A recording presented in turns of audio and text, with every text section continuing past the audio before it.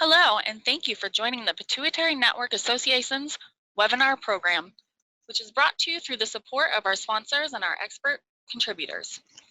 The PNA is dedicated to educating people with pituitary disorders, their families, and their healthcare providers. The PNA is a nonprofit organization that relies on the support of our members and donors. During the webinar, feel free to type in your questions at any time. Please note that all questions will be saved until the end of the webinar. We have allotted time to answer as many questions as possible. Today's webinar, Indications for Surgery for Prolactinomas, is presented by Dr. Manish Aghi. Dr. Aghi is a neurosurgeon and scientist at University of California, San Francisco. He completed his degrees through the MSTP program at Harvard Medical School, followed by neurological surgery residency and postdoctoral training at Massachusetts General Hospital. He is currently faculty in the Department of Neurological Surgery and Graduate Division of Biomedical Sciences, as well as a principal investigator in the Brain Tumor Research Center at UCSF. His clinical practice is focused on the surgical management of brain and skull-based tumors, with special emphasis on inoperative brain mapping for glioma surgery, pituitary tumor surgery, and minimally invasive endoscopic skull-based surgery. And now, Dr. Aghi, I will pass this over to you.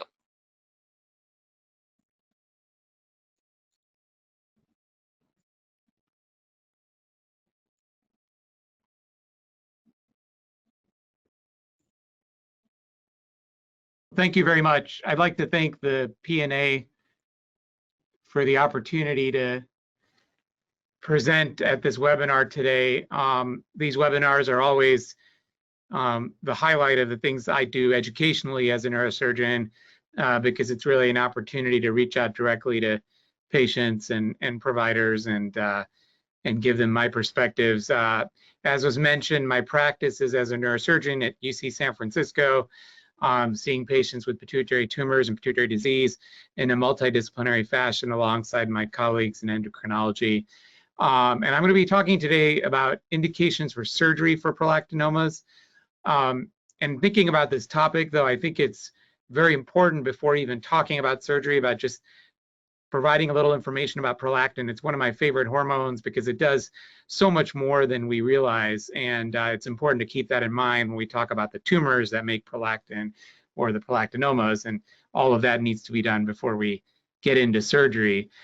So I don't have any disclosures. And I'm going to start by asking a question, simple question: what tissues in the body make prolactin? And prolactin is, as I mentioned, it's a hormone. It's produced by mostly the pituitary gland, in particular the front or anterior portion of the pituitary gland houses what we call lactotroph cells, and those are the cells that under a microscope will stain for prolactin and will produce prolactin, and those are the cells that give rise to prolactin secreting tumors or prolactinomas, typically located on one side of the gland, either the right or left extreme, because that's where the lactotrophs reside, more so in those sides than in the midline. But there are other tissues in the body that can make prolactin, including uterus, immune cells, the brain itself, breast tissue, prostate tissue, skin and fat or adipose tissue can all produce prolactin, but at considerably lower levels than the pituitary. So generally, if a patient has an elevated prolactin picked up while evaluating for various symptoms, typically reproductive symptoms, the most likely source is going to be the pituitary, but as you'll see, that's not always the case. So wanted to provide a full sort of overview of the hormone prolactin. It's named, of course, after its ability to promote breast milk production or lactation in response to a baby suckling. But in reality, if you dig down deep, prolactin has far more functions than that. It has over 300 functions in the human body, and I divide these into 5 categories. The first, which is one of the big ones, is reproduction. So prolactin suppresses reproductive function in males and females, and we see that when there's a tumor that makes excess prolactin. It's one of the adverse consequences, but in terms of evolution, it's intended to sort of suppress reproductive function during that initial period in a nursing mother when the baby has just been born, as a way of sort of creating a window of separating one pregnancy from the next conception event, to allow sort of a focus on lactation. The second category of functions is metabolic. So breast milk production is a significant metabolic event for the human body, and both in the tissue itself as well as the body in general, it burns through a lot of calories, and so as a result, prolactin regulates glucose. Dr. Augie, I'm so sorry to interrupt. Your slides are not coming through. It doesn't seem to have started. Okay. I apologize. I'm so sorry. Let me see. Okay, I'm going to do it without presenter view then. Should I start over or just keep going? Yeah, we can see them now. Maybe just go ahead and do the slides really quick and then. Okay. Well, so as I mentioned, and sorry about that issue, I'll stick out of presenter view to do this. I just started by talking about what tissues make prolactin, and prolactin is mostly produced by the front of the pituitary gland, with extra sites of production in the uterus, immune cells, brain, breast, prostate, skin, and fat or adipose tissue, but those tissues are much lower than the level produced by the pituitary. So if a patient who's being evaluated for symptoms that are reproductive in nature has elevated prolactin, it would be very reasonable to look at the pituitary as a source, although as I will mention later in the talk, other sources can arise, and I will cover those as well. And so this was the slide I was on when I just restarted, but prolactin does far more than it's named after its production ability to promote milk production or lactation in response to a baby suckling, but it has over 300 functions in the human body, and I like to divide these into 5 categories. The first is reproduction. So prolactin suppresses reproductive function in both men and women.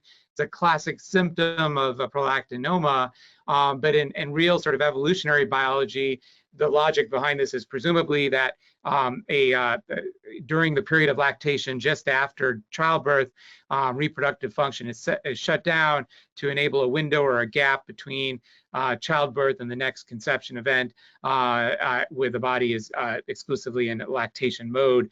Metabolic is an important effect of prolactin because breast milk production is a very metabolically demanding event.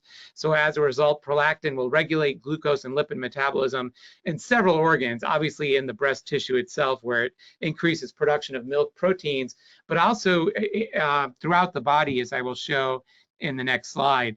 Prolactin has osmotic effects. It promotes sodium excretion at the kidneys and urination, sort of a filtration effect, and essentially a diuretic effect.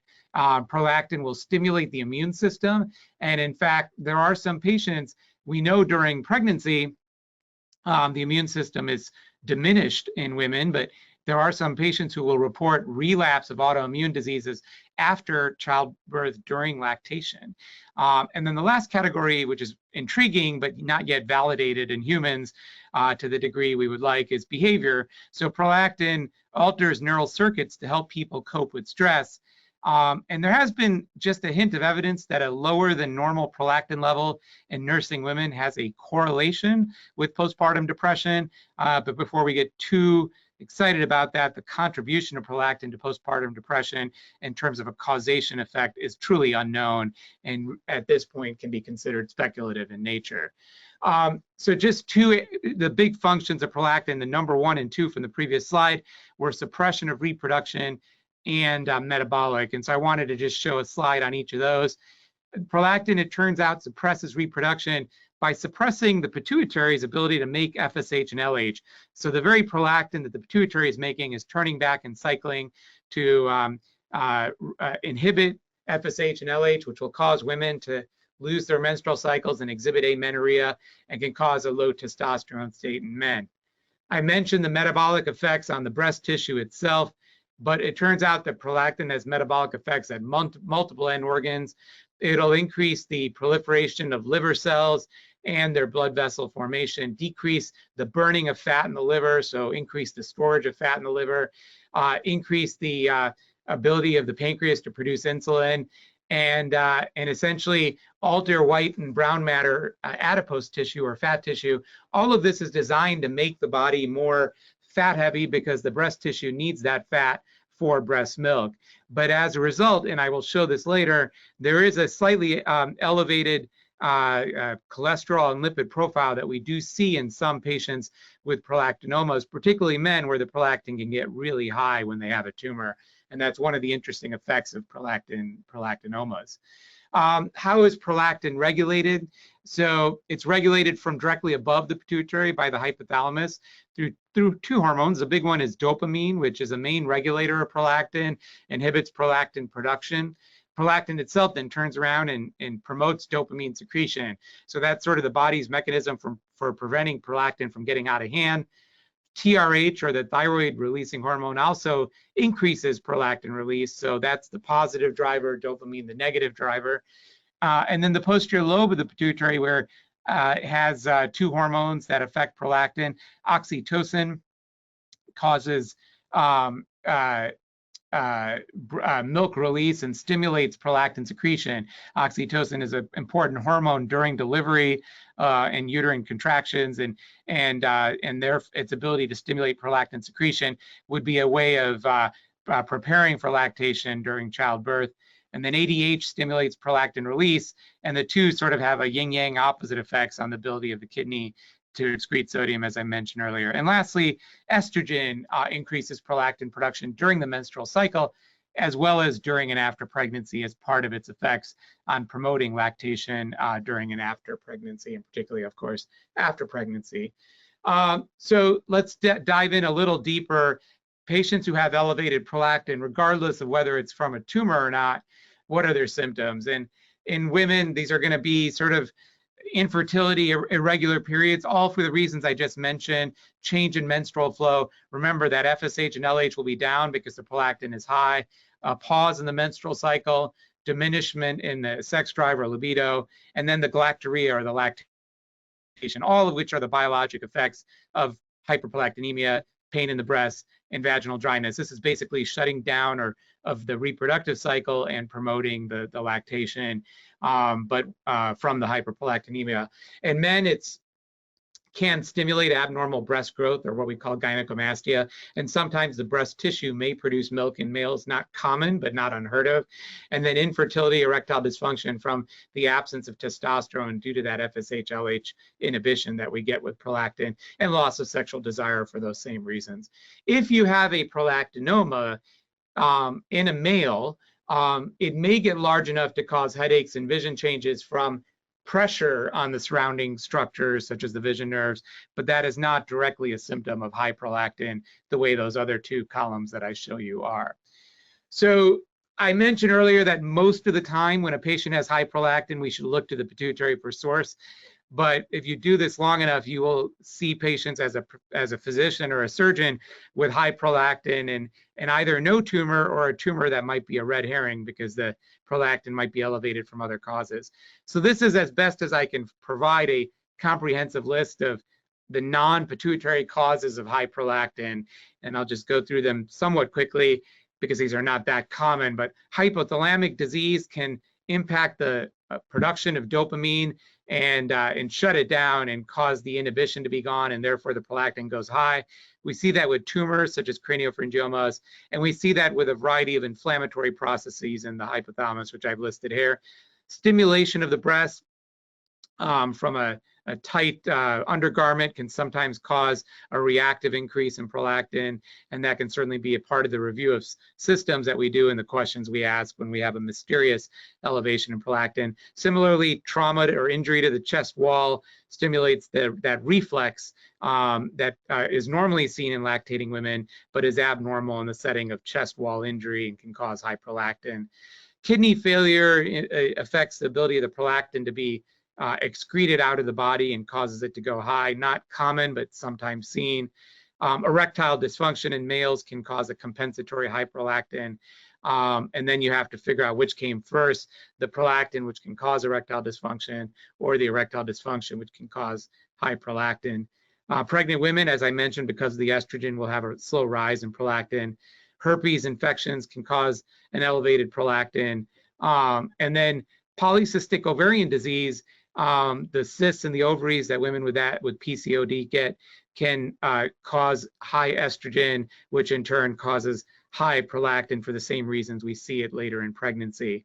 Some medications, which I've listed here, can artificially elevate your prolactin, and we review these patients' records all the time to make sure they're not on one of these. Even if they have a prolactinoma, being on one of these medications can give you a false impression of their prolactin and cause you to think you haven't cured them, when in reality you may have. They just have this background elevation due to this medication. But the pituitary causes are more common for prolactinoma, for high prolactin, excuse me, and the most common would be a prolactin secreting tumor, the subject of this talk, or a prolactinoma. But sometimes a non-prolactin secreting tumor can cause pressure on the pituitary stalk and raise your prolactin by inhibiting dopamine release, even though the tumor is not making prolactin. That's what we call a stalk effect. Typically, if your prolactin can get anywhere up to 150 milligrams per liter with a stalk effect, so anything below 150, if the tumor is really large, you want to think about stalk effect, because a prolactinoma that gets you to 150 really shouldn't be more than a centimeter in size.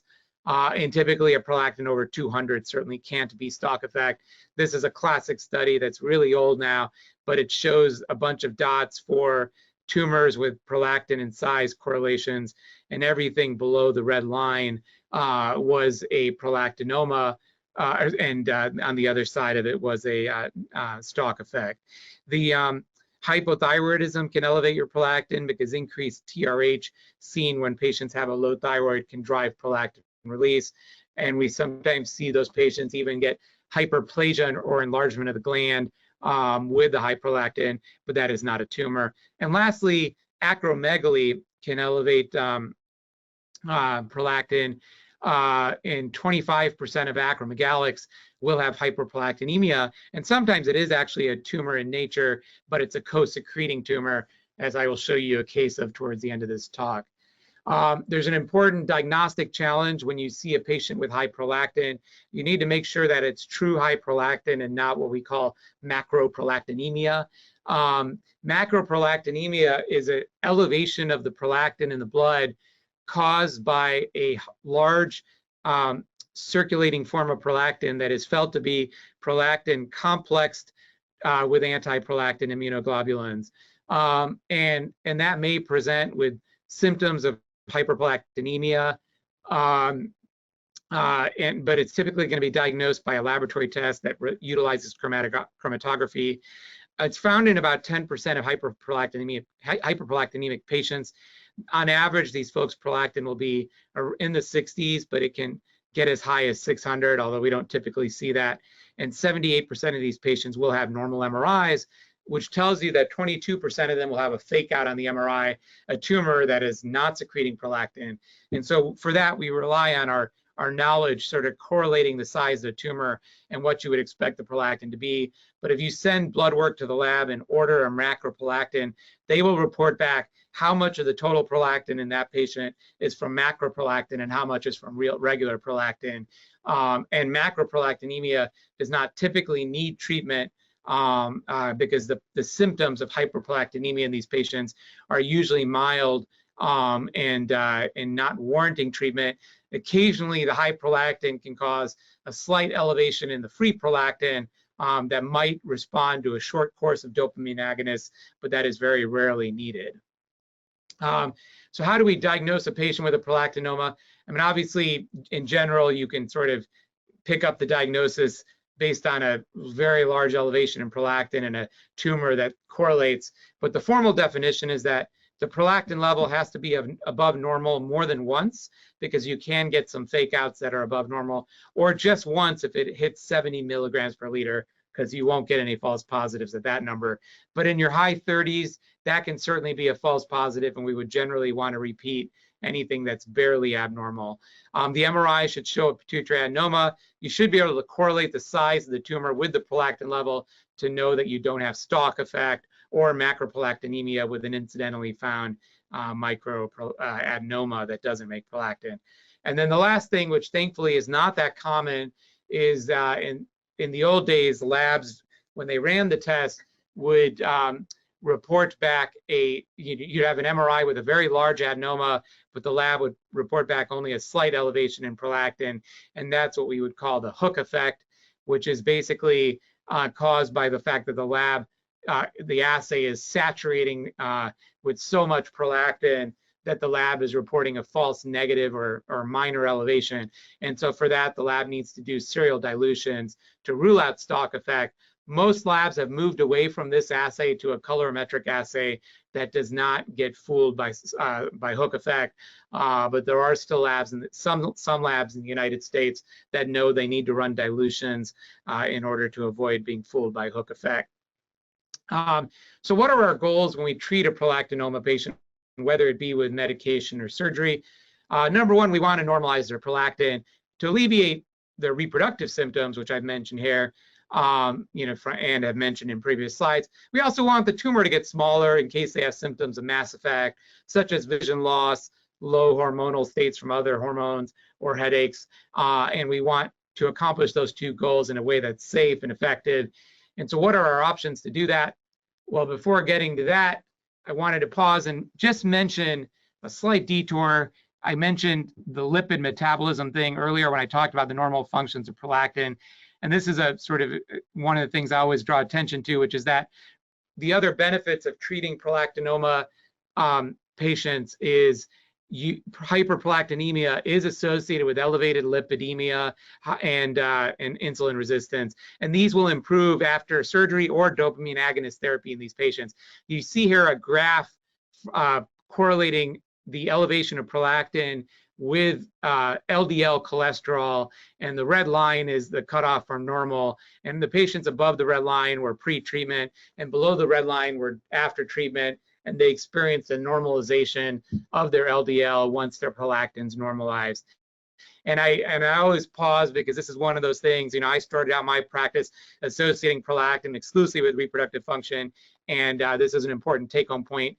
We see this more in men than women, and one example I had in my practice almost 8 or 9 years ago was a morbidly obese gentleman with a very large prolactinoma, prolactin of 5,500, and he had a identical twin brother who was very lean and well below a BMI of 30, and I couldn't help but think that the only difference between these two literally identical twins was the prolactinoma in one of them, and it just struck me how impactful prolactin is on not just reproductive function but lipid function in the body.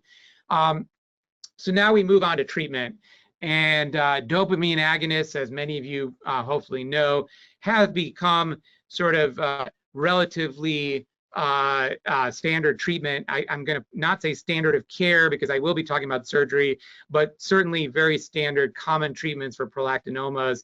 And the first one that emerged decades ago was bromocriptine. It's effective in 80% of prolactinomas. Typically, we see a response within 1 to 2 months of starting treatment. Patients' vision, if they have visual symptoms from large prolactinomas, will improve in 80% of these patients upon starting bromocriptine. So potentially no need for surgery because of that, but I'll touch on some indications for surgery in a moment. The treatment is, that's just the doctor acronym for twice a day or 3 times a day, so somewhat frequent. And then it is safe to give it during the 2nd and 3rd trimester of pregnancy, but that also was historically a subject of some debate, but it certainly can be done. Side effects include nausea and emesis. It's a dopamine agonist, and and dopamine inhibits your prolactin, so it's a great drug. Agonist meaning something that does dopamine-like effects, but dopamine also makes us nauseous, and that's why nausea and emesis is a side effect of that medication. You can also get headaches, nasal congestion, and depression for similar biochemical reasons that you're increasing the dopamine in your body. In recent years, and many recent years, cabergoline, which is another dopamine agonist, has come to replace bromocriptine. Cabergoline has a longer half-life. It can be given only twice a week, as opposed to what I mentioned on the previous slide, which is 2 to 3 times a day for bromocriptine. It's effective in tumors resistant to bromocriptine. Safety in pregnancy remains a subject of debate, but many feel it is, but not quite as proven as bromocriptine. Starting dose is a relatively low milligram dosing twice a week, and side effects are similar, nausea and headaches.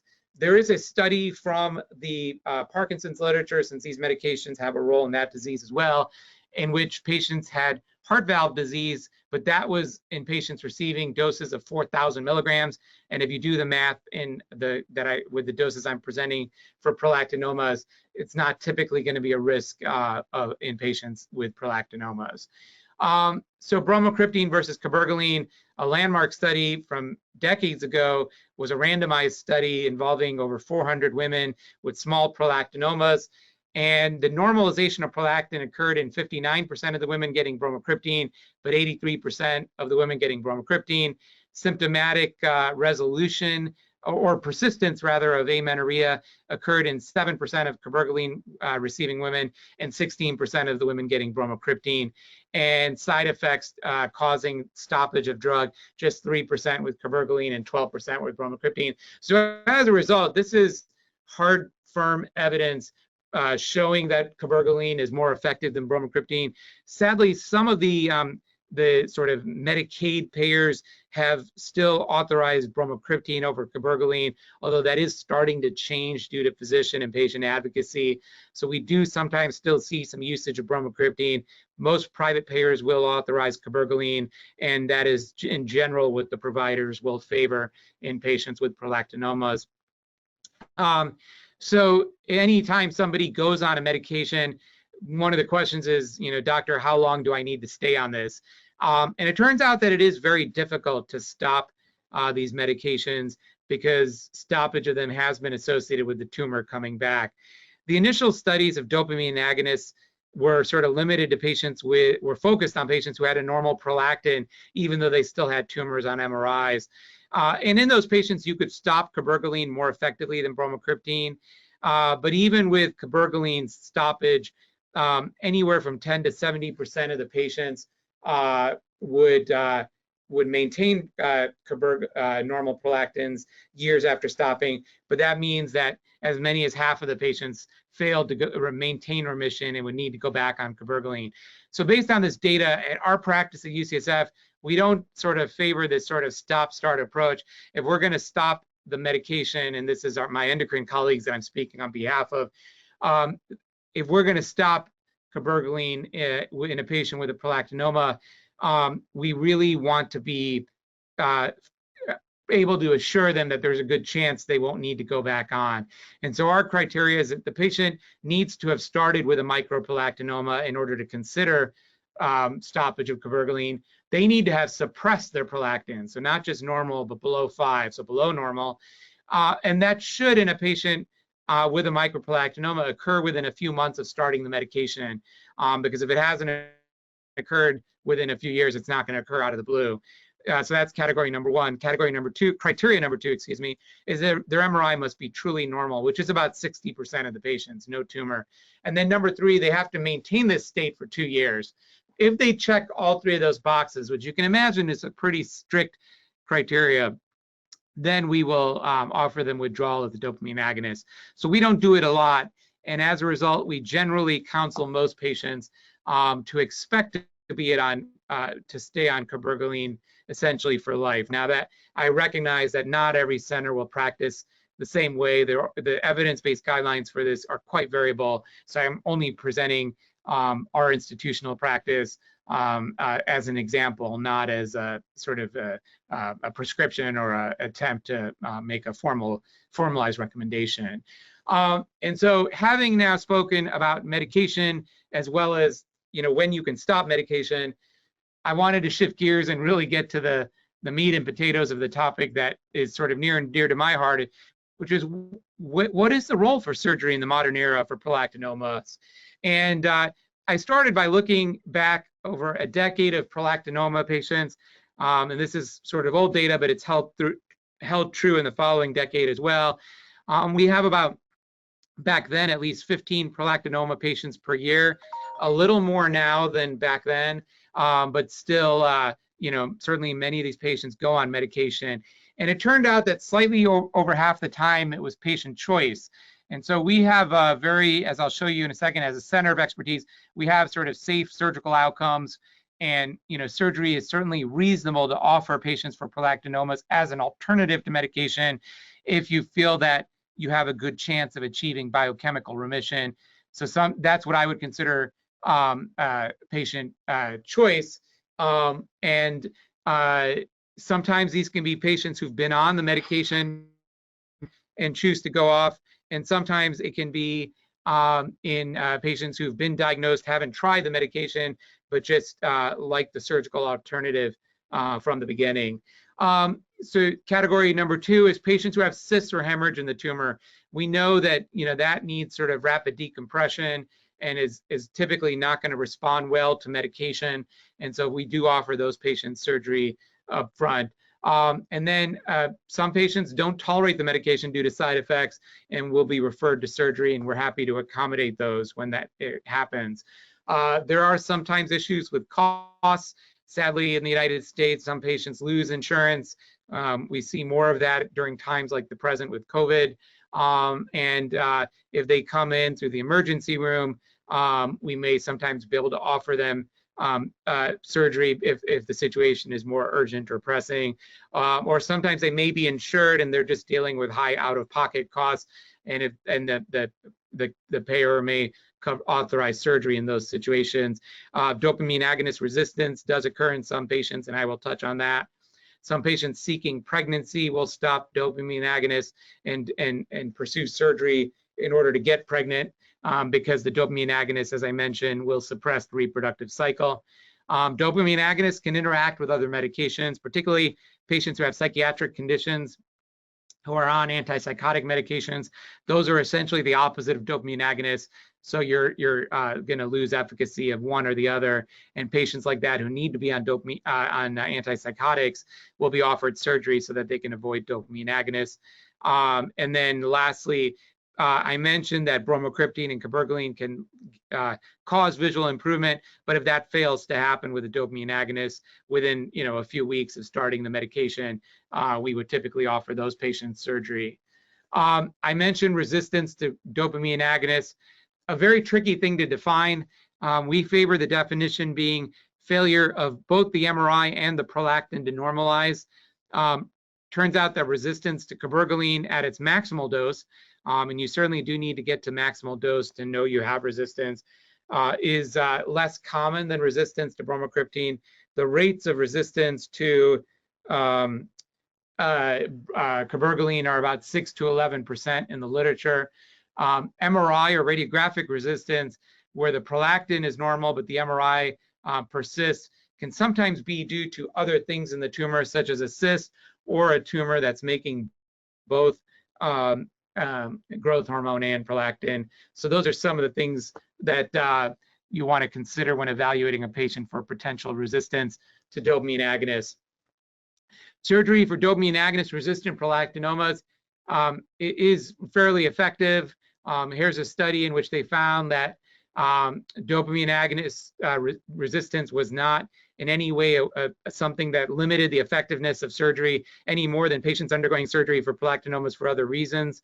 And we have found similarly, and here's another one where patients who underwent surgery for dopamine agonist resistant prolactinomas, there were about 14 of them out of 56 that did not get cured with surgery. So not that high, pretty low. It's about 25%. But those patients were able to go back on cabergoline and get a response. So in some ways, surgery gives those patients a chance at cure, about 80%, but also gives them a chance to reset their responsiveness to the medication. And so some ways we think of surgery as synergistic with medication in some of these patients. I mentioned some patients pursue surgery because they're just concerned with out-of-pocket costs for medication. We've asked this question, and others have as well, not so much from the individual patient perspective, but from the sort of society or institutional perspective, comparing the cost effectiveness of surgery to medication. And it certainly turns out that a single curative operation in the United States equals, in Europe, excuse me, equals about the cost of 10 years of cabergoline. And in the United States, a single curative operation will equal the cost of about 4 years of cabergoline or 8 years of bromocriptine. So certainly from a societal perspective, a young patient in their 20s or 30s who can be cured with surgery will end up incurring for the institution and even the individual fewer lifetime costs. But of course, the question is, what upfront risk are they accepting when they undergo surgery? And I will get to that in one moment. But before talking about that, just wanted to talk about our surgical cohort for prolactinomas and some of the findings we've had. So on the left, you see here surgical prolactinoma patients, followed by medical prolactinoma patients. And I'll just start with that comparison. Surgical prolactinoma patients tend to be younger. They tend to be more female. Those are the patients, and they have smaller tumors. These are the population of patients that are more likely to have a curative result with surgery. And so we select those because we know if we can't cure them with surgery, then they're probably better off with medication. Interestingly, prolactinoma patients, whether they go on medication or surgery, have BMIs that average above 30, so technically in the obese category, compared to our hormone negative non-secreting tumors where the BMIs were closer to 25. So those were some of the interesting things that emerged when we looked at our patient series at UCSF. And post-operatively, we found that around 90% of our prolactinomas had cure with surgery, and that's exactly what you want to see. It's never going to be 100%. About 10% of the time you will be caught off guard, but you know, we want to really select patients who are likely to not need medication. Sometimes we will have patients with large, invasive, giant tumors who just need a surgical debulking before they go on medication because of what I mentioned with the synergy between surgery and medication. But overall, most of the patients with prolactinomas undergoing surgery do tend to have smaller tumors. After surgery, we find that the immediate postoperative prolactin will reliably predict the MRI.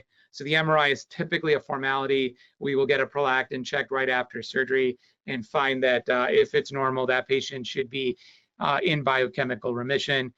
We tried to ask, is there a cutoff for a pre-op prolactin above which, excuse me, your chances of cure drop? When we use 300 as a cutoff, the 93% of the patients below that will experience a surgical cure versus 79% above it. So not a sharp drop. But when we use 600 as a cutoff, 88% of the patients below 600 experience a surgical cure, and above 600, it's really just 20%. So that's sort of the rough cutoff. But I tell all patients that we cannot reliably predict. We are just using evidence to offer you that, you know, we have roughly a 90% chance of curing you based on your prolactin with surgery, and it's ultimately, you know, an informed choice that they make. We also walk them through, of course, the risks of surgery, which is now the slide that I have up. So these are the post-operative complications in prolactinoma surgery patients. About 6% of the patients exhibit some sort of post-operative sinus infection that might need a 1-week course of antibiotics orally in the outpatient setting. 3% of the patients will have a low sodium or hyponatremia after surgery that typically resolves, sometimes needing a little intervention, but never permanent in nature. About 1.7% of the patients will have some sort of new hormonal deficiency. It may be transient, but in a small percentage it can be permanent.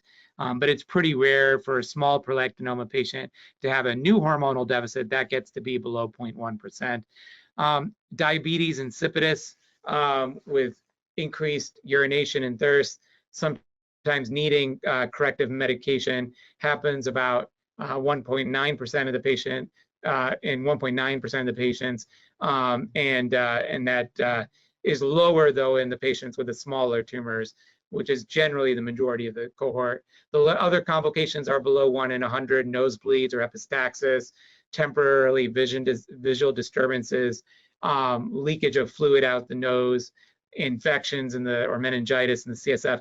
These are all very rare and sort of approaching 1 in 1,000. We have not had a vascular bleed or a death in our prolactinoma cohorts over the years. Some people, anecdotally, you know, including a group at Hopkins, theorize that the medication, if patients were on medication before surgery, might make the tumors harder to take out. they reported more fibrous tumors in patients who were on preoperative dopamine agonists or medical therapy. And we, on the other hand, at UCSF, found that we actually had better results when patients were on preoperative prolactin dopamine agonist therapy, that the surgical results were even better. And so as a result, we certainly don't stop the medication before they go to surgery. The one caveat being, if a patient has such a small tumor on the medication that we can't even see it, then we might have them stop the medication just so it gets to be more visible and identifiable. But those situations are exceedingly rare. What about if patients who undergo surgery for prolactinomas fail to achieve surgical cure? Over a decade, this was only 18 patients. We do tend to cherry pick the patients who are undergoing surgery for obvious reasons. These are basically patients who had very large tumors. Most of them were macroadenomas. And we knew that we weren't going to cure them. We just were debulking as a way of setting them up for all other treatments. And 6 of these 18 patients went on to radiation, with 3 of them getting cured at about 2 years. Radiation does take time to have effects. And then 12 patients with larger residuals, 3 of them underwent the more fractionated radiation. The other 6 were the single dose radiation. And ultimately 9 out of the 18 were treated with dopamine agonists, where the surgery just sort of served to reduce the prolactin and sort of work synergistically with the dopamine agonists. Remission at UCSF after prolactinoma surgery has been very durable. The initial decade, we had a 3% recurrence rate. It's actually lower than that now in the subsequent decade, more like 1.5%. And the recurrence risk is actually lower than the non-prolactinoma patients.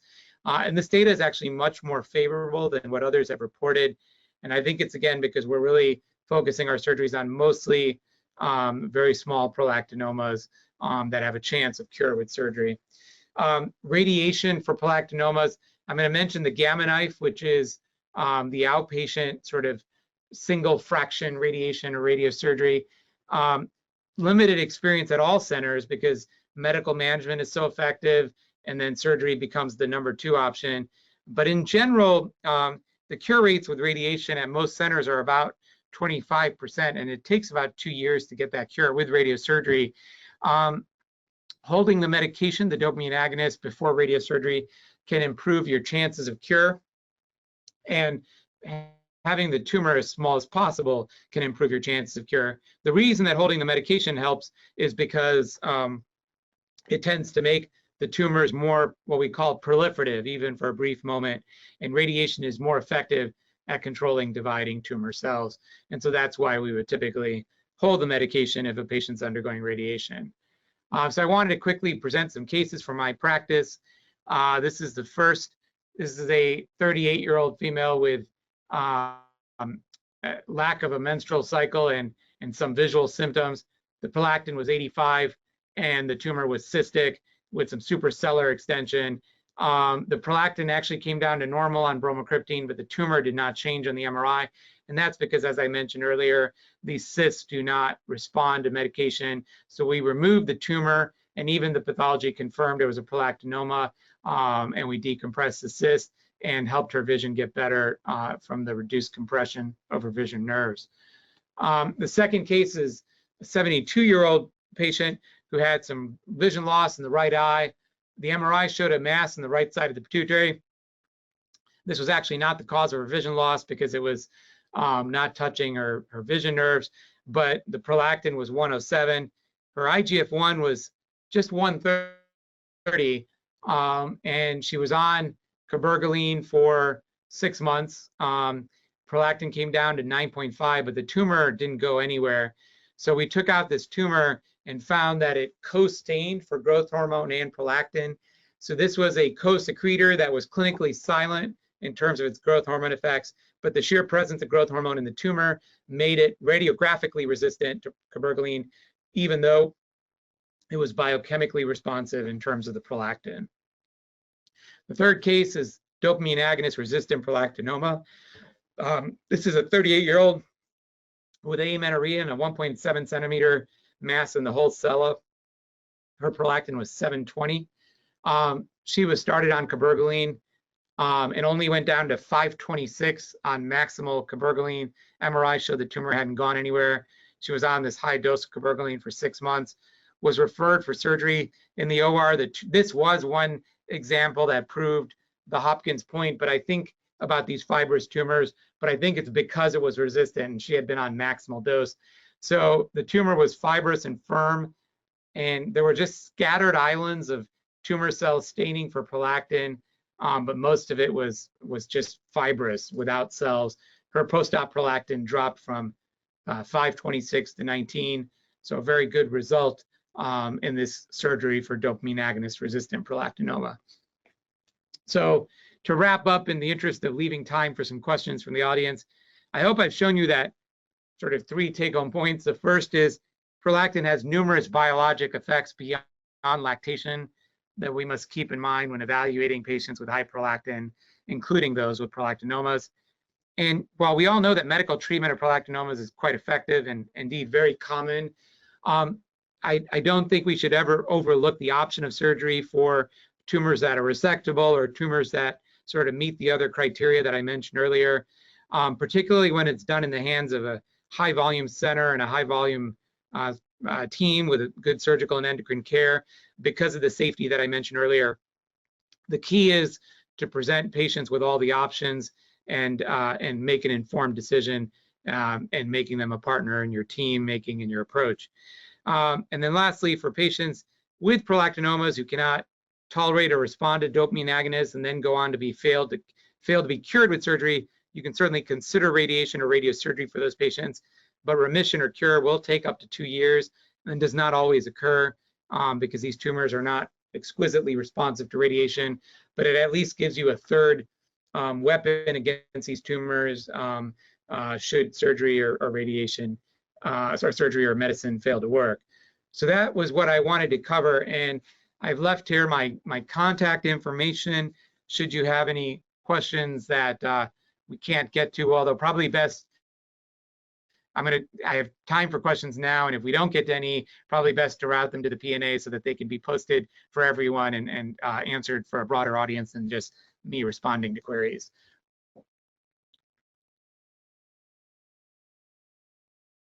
Okay, great. Thank you. That was an amazing and thorough presentation. We do have a few questions here. I'll go ahead and start with the first one. With the exception of surgery, how can one reduce the size of a cyst? That is a very good question. And unfortunately, we don't really have good mechanisms other than surgery. So the short answer is there isn't really one. Now, the good news is that surgery for cysts is even safer than surgery for solid tumors. And it's sort of rapid and quicker and safer. But we don't really have a medication or a non-invasive approach to make cysts smaller. Okay, thank you. And then this one is a little bit of background with a question at the end. I have 3 small cysts on my pituitary gland, all under 1 centimeter, and I've been diagnosed with Cushing's disease. I've also had consistently high prolactin levels since diagnosis about a year ago. Not knowing if this was a stock effect or one of the cysts secreting prolactin, my endocrinologist recommended that I start taking cabergoline to bring down my prolactin levels and see what happens to my other hormones. After taking 0.25 milligrams of cabergoline once a week for 4 weeks, my prolactin levels are now 1.6, and they were between 30 and 60. I've read that this drug can sometimes shrink tumors, and for some people with Cushing's can also make their cortisol levels normal. My questions are, is there any harm in having low prolactin? Over time, if I keep taking this drug, will the low prolactin impact anything in any negative way? And if I stop taking it, will my prolactin levels just go back up to what they were? Very good questions. So we do not know of any negative consequences of low prolactin. A large number of our patients who are cured with medication or surgery will end up with a low prolactin and be just fine. So that's sort of the answer to that. Cabergoline is on the list of possible treatments for Cushing's disease medically.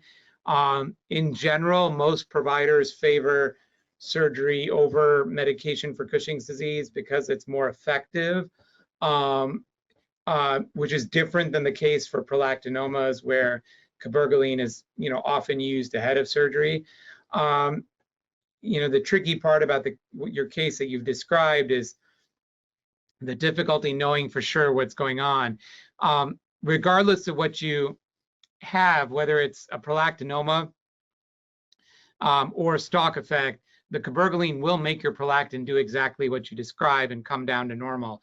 Given that everything is a cyst, I wouldn't necessarily expect the MRI to change, and even the degree of stalk effect on the MRI might not change, but you're basically, if you can imagine, the stalk effect is because it's inhibiting your dopamine from the tumor, but you're giving the cabergoline, which is essentially replacing the dopamine you lost. So cabergoline can normalize prolactin in patients with stalk effect without necessarily changing their MRI. And then, as I mentioned, cabergoline is not the ideal treatment for Cushing's. So between those two things together, there's certainly a reason to consider surgery for a case like yours. But given that you started cabergoline, certainly close monitoring. Obviously, your prolactin sounds like it's normal, and that should be closely monitored. But your cortisol, whether it be 24-hour urine or salivary, they'd really want to make sure that that's come down to normal as well, before they can say that you just should stay on cabergoline. They really need to document resolution of both the prolactin and the Cushing's. Okay, thank you. The next question is, what causes prolactinomas? So good question as well. We don't yet know that, similar to how we don't yet know it for non-prolactinoma pituitary tumors. There are a number of investigators trying to figure that out, but we don't yet have evidence. We know that it's likely some sort of mutation in the pituitary cells, generally not going to be genetic in nature, no proven risk factors, felt to be a spontaneous mutation, but we haven't yet figured out what that mutation is.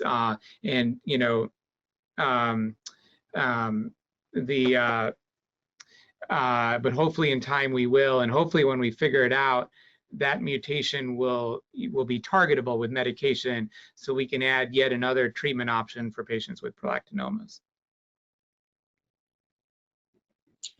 Okay, another little bit of background and then a question.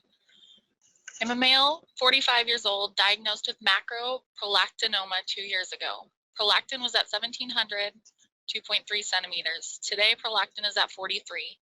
Tumor continues to shrink from yearly MRIs, currently at 2.1 centimeters, 40% reduction in mass. Feels good to see these results. However, will I do this forever? Currently taking four pills of cabergoline, which is the max dosage per week. What am I going to do? If I was 30 years old, would I just have it taken out or debulked? I'm on T replacement, no symptoms from meds, stay on the meds for life if reduction of tumor continues. If tumor stops shrinking, then surgery. Is the goal to get prolactin to 10. Osteoporosis has improved over the last 2 years, obese with a 40 BMI, and considering gastric sleeve surgery. Thank you. Yeah, great questions all around. In general, with prolactinomas, most of the macroprolactinomas in particular, most of the time, they will persist with medication because it's very difficult to sort of, surgery isn't going to, if the surgery can't cure you, it's not going to enable you to stop the medication. So it's really, undergoing a procedure without sort of a clear-cut goal or end result. Every so often, there will be an example of a macroprolactinoma that, shrinks so small that the prolactin gets low the way you describe, and the tumor on MRI, looks resectable, and the patient may express a desire to stop medication or be able to stop medication, and for a variety of reasons, and we may, in those cases, offer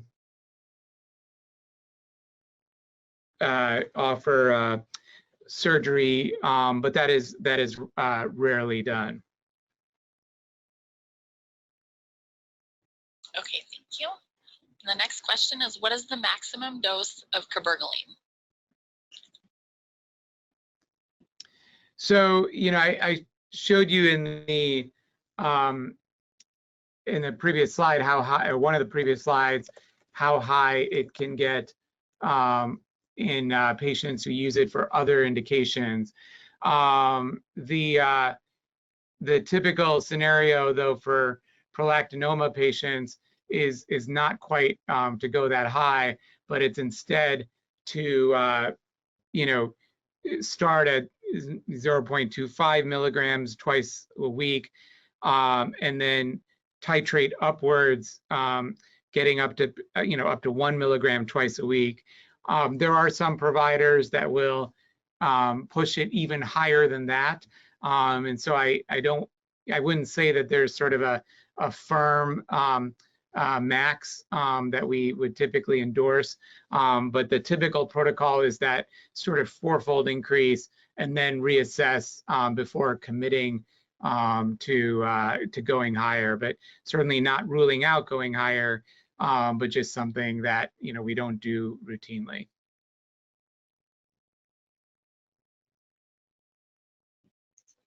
Okay, thank you. The next question is, can the tumor wrap around the carotid artery? Absolutely. Any pituitary tumor can do that. Typically, if it's a prolactinoma, it'll be a macroprolactinoma. And that does not mean that it's going to constrict or narrow the artery or cause a risk of stroke. It is just as you described, wrapping around. And those are patients who are likely going to be difficult to cure with surgery, but going to be very good candidates for medical treatment.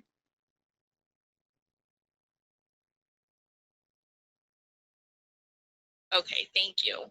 Another question. Can you speak on metastasis? I have a prolactinoma and also tumors on my ovary and uterus. Can these relate to each other? It's not so much a spread, but there is some correlation with elevated incidence of both in the same patient population, and that might be due to effects of estrogen. But it's difficult to say that it is a correlation, but rather instead it may be that both are arising from the same independent risk factor, as opposed to being in sync with each other or arising from the same mutation. Thank you. Next question is, I've been on cabergoline for a month and my PRL is back in normal range. However, my vision continues to diminish in my left eye. It now affects my ability to drive. Should I consider surgery? Yes, as I mentioned, and again, with the caveat of not seeing the MRI, if a patient has vision loss that's known to be attributed to the tumor, and that vision doesn't get better within typically 6 to 8 weeks of starting dopamine agonists, we would offer those patients surgery. Great, thank you. And the last question, what would be considered a high volume center? We are meeting with an endocrinologist and neurosurgeon Friday for my daughter's macroprolactinoma, and I'm unsure of the center that we are going to. So it's a good question as well. And, we've sort of, as a specialty, had some challenges around defining metrics for this. There is a publication that could be searched on the internet called Pituitary Centers of Excellence, where several of my colleagues attempted to formally define this. I would say to some degree, more so than any specific number of cases, it's a surgeon whose practice is integrated and in partnership with a specific endocrinologist, where the two of them jointly co-manage a large number of patients. So then, and I say that because that is not always the case. There's a number of practices where you have 4 or 5 endocrinologists and 4 or 5 surgeons sort of mixing and matching and not really communicating frequently in a multidisciplinary manner, maybe even practicing at separate facilities, physically separated, not communicating with each other. So those are some of the things that you want to be careful with.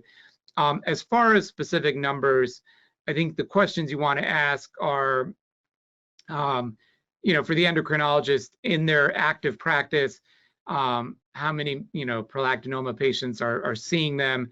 They should be able to give you a rough sense of that. And also just looking up the provider. There are some endocrinologists, many who do general endocrinology, and most of their practice may be diabetes, and a much smaller, given its incidence, and a much smaller portion may be pituitary. And so you want to get a sense that the endocrinologist has a, either all or a significant portion of their practice carved out for pituitary tumors and disease. And then similarly on the surgical side, same sort of general idea, get a sense of, it's a fair question I get asked all the time, how many pituitary tumors they're doing surgery on per year. And, I'm fortunate to do around 100. That's a number that is by no means the gold standard. There are plenty of people who do amazing work doing 50 surgeries a year.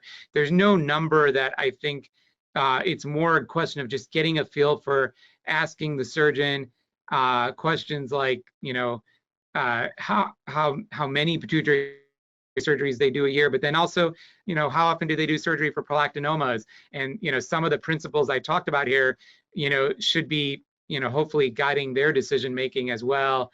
And they should be able to include you in that.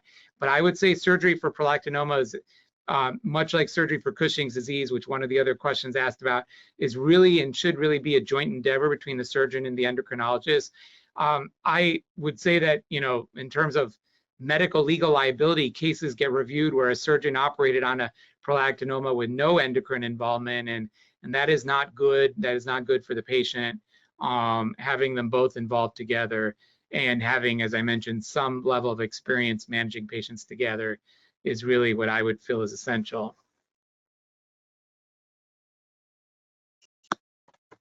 Okay, Dr. Augie, thank you again so much for this fascinating and valuable presentation.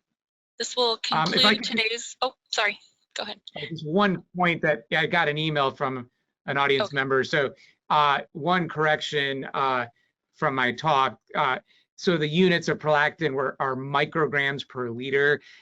I changed all my fonts to improve visibility, and it auto-corrected the symbol font to the Arial font, and as a result, some of my Greek letter micros became the letter M, and so just a small point there for our audience to not get confused. But otherwise, thank you for your time. Okay, thank you so much. Appreciate that. And this will conclude today's webinar presentation. We appreciate you all taking the time to join us. If you have missed any part of this webinar, or if you would like to share it with family members or friends, it will be available on our website, www.pituitary.org, after it is edited. There will be a brief survey at the end of the webinar. Please fill it out to help us provide you with the information you need. Thank you all for joining us, and enjoy the rest of your evening.